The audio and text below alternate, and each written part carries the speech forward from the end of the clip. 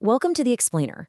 Today, we are digging into the archives of unsolved mysteries for three classic, chilling cases. We're talking about hauntings, fugitives, and disappearances. Stories that, to this day, continue to baffle investigators and, honestly, capture our imagination.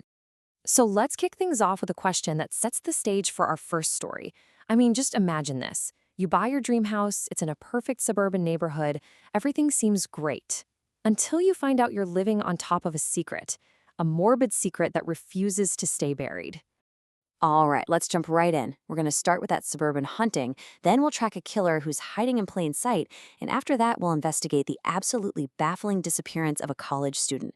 And at the end, we're going to look at what it is that makes these mysteries so unforgettable.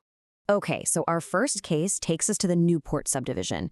This is a quiet, kind of upscale community just outside Houston, Texas.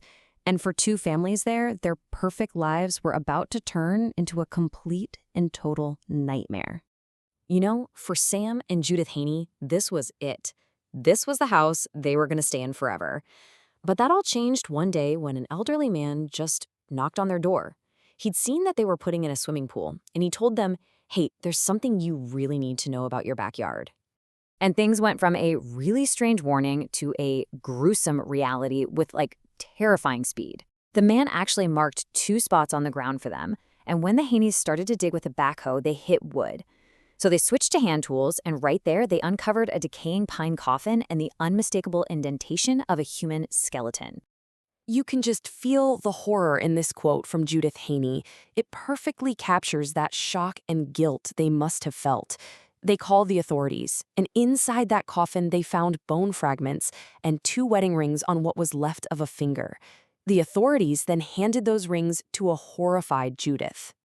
So their investigation uncovered this piece of erased history.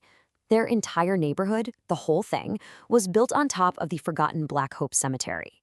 It was established for former slaves way back in the 1800s. And the two people buried in their